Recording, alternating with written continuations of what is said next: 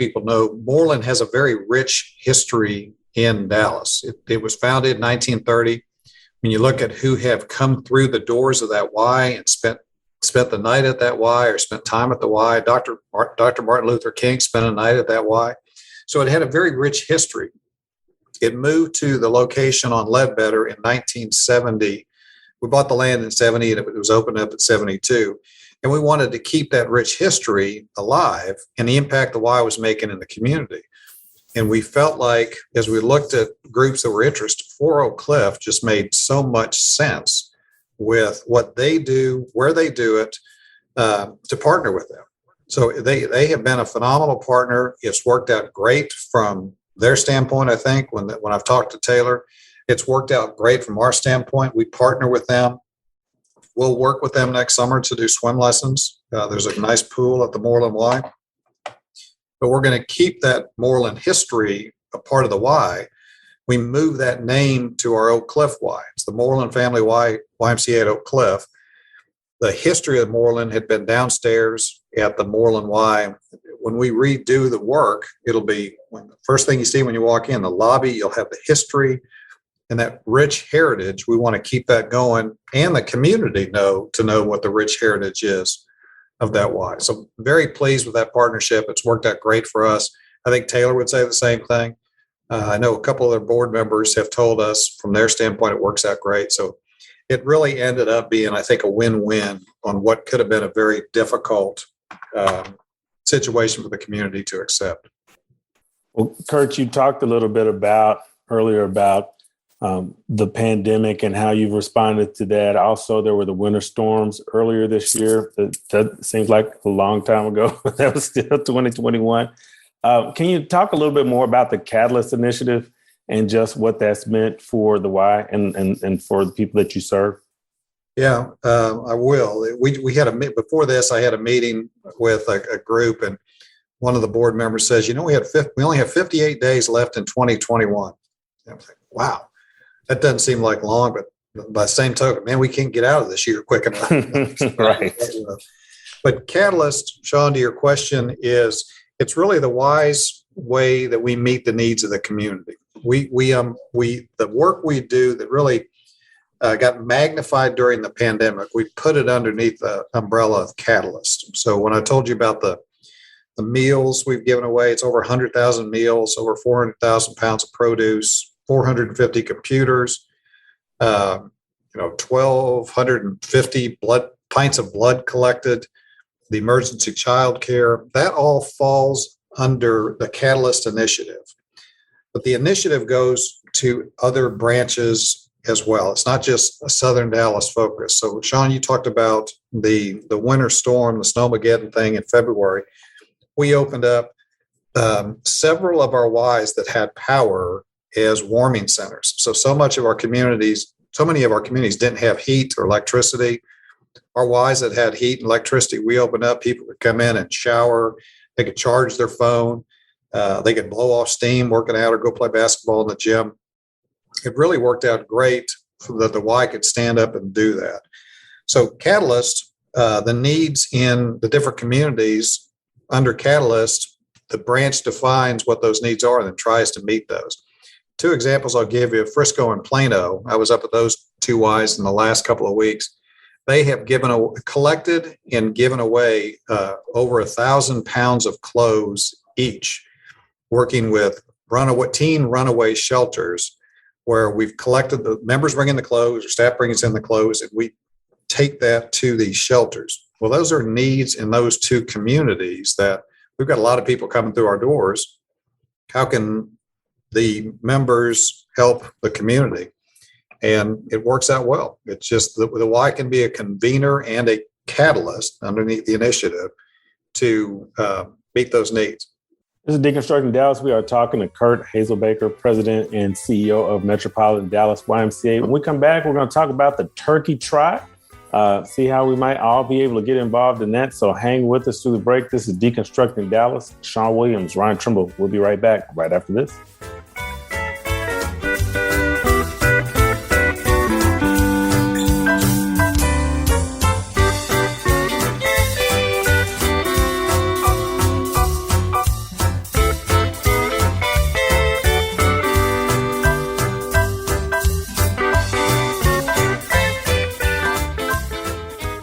Welcome back. Deconstructing Dallas, Ryan Trimble, Shawn Williams, joined today by Curt Hazelbaker. He, of course, the head of the Metropolitan Dallas YMCA.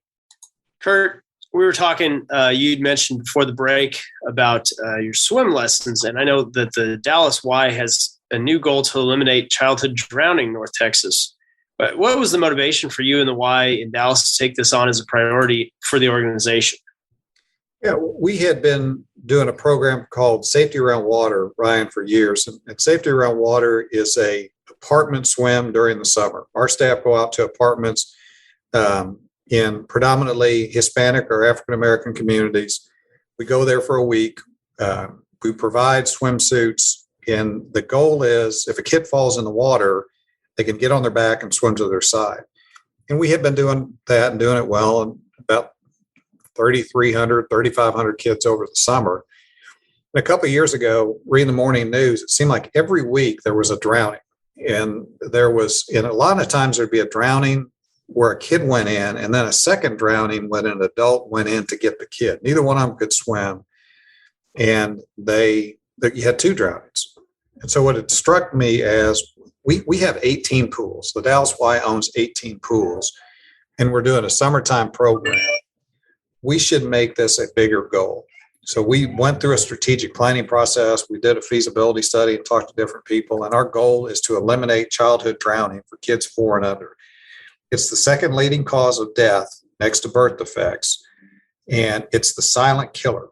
People think that, if my kid's in the pool, I'm going to hear them splashing around and I'll know something's wrong. And it just doesn't work that way. That the 88% of the kids that drown are within 15 feet of a parent, and they just go under, and it's where did Shawn go? And that's the reality. So we said we can do something about that. So we have a goal to raise $500,000 to make this a year-round program, to partner with school districts. DISD has talked about bringing 3 elementary schools to our Park South Y, where we teach their kids for a week. The goal is to raise $500,000. We have raised $250,000 of that to this point. So it's just something from a community perspective we should do. We should step up and say, we're just not going to put up with this. This is preventable. We can do something, and we're the right one to do it. So we'll do it with others. We don't want to do it just by ourselves. The Fort Worth and Arlington Ys have made this commitment. But we'll look to partner with anybody who's got a pool, school systems, cities, whatever it might be. We all should own this. The Y can make it as an initiative, but we all need to own this. That's great. Well, we appreciate that effort. And also, we appreciate that the Turkey Trot is back. It's going to be in person this year with virtual options if people prefer that. And this is the 54th annual Turkey Trot. So I ask you, Curt, about this tradition. What can folks expect this year, and what are you looking forward to? Well, I am most looking forward to getting people back together again. There's an energy about the trot that there's music, there's fun. It's a family event where I may run, or my whole family might run. People bring their dogs. Through yesterday, 270 dogs are signed up, 7,300 runners signed up. So it's a fun event. There's a lot going on, a lot of food, giveaways. It'll be safe. We're spreading people out in the starting line. We've got 2 different times to start. Encourage people to wear masks until the run starts. Take them off, but have a good time. For so long, and Shawn, you said this is the 54th annual. For so many people, this is the way they start Thanksgiving Day. They run the trot, they go home and eat, and they watch the Cowboys. And we have been a part of that tradition for so long. Having to cancel that run last year was one of the hardest things I've ever had to do. But to get it back in person again with the virtual option is just something we're all looking forward to. We're all excited about. Well, that's exciting, and look forward to that being a big event for y'all. Curt, as we're sitting here, I'm seeing the Y logo, and I'm feeling nostalgic, thinking back to when my mom used to take me with her when she would teach jazzercise at our local Y growing up. And leg warmers aside, I know that a lot of other folks share the nostalgia and good feelings for the Y. So, but we've got a lot more Texans and a lot more folks moving here. So I was hoping you could tell us a little bit about the Y's future plans for growth, especially, like I said, as our community continues to grow. Yeah, and we recognize, Ryan, that we've got to grow to remain relevant. As Dallas continues to get bigger, we have to say, how can we get out and meet different needs in different communities? So a couple ways we're doing that. The city of Midlothian, way down south, passed a bond in May. They have wanted a Y for a long time, to the point they put a bond election up for a rec facility that got approved. That will be the Midlothian YMCA. They will build, we will operate.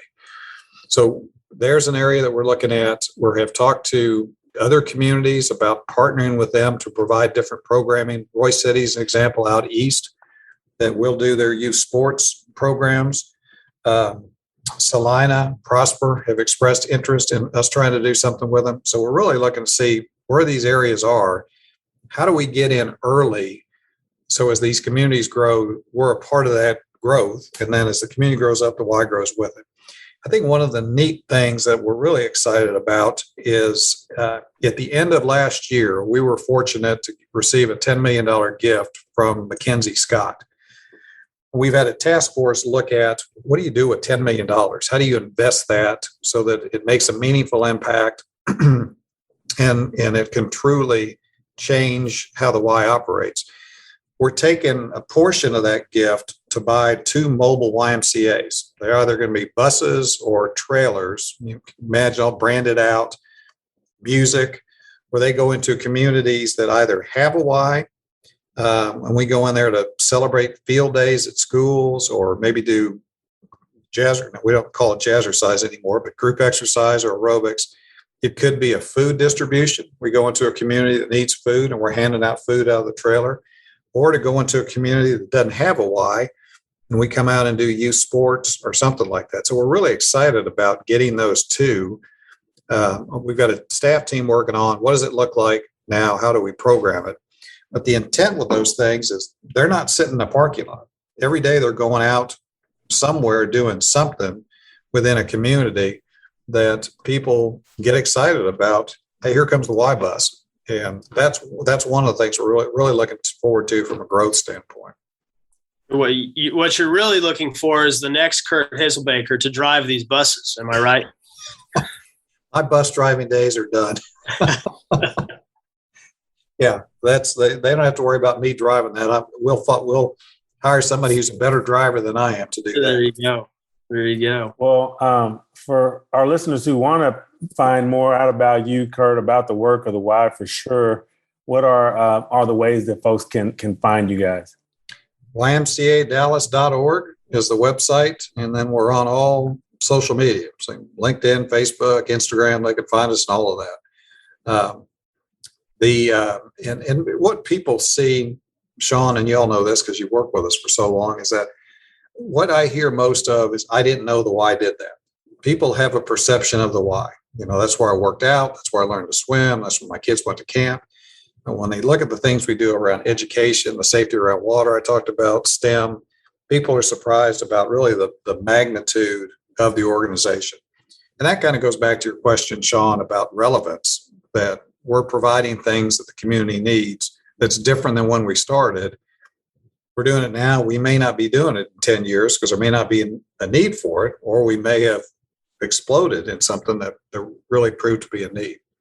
Well, Curt, we appreciate you. We appreciate your staff greatly because they're just great folks to work with. And we're always here to help. And we are looking forward to continuing our great partnership. We are as well. This is Deconstructing Dallas. We'll be right back after this. Hang with us.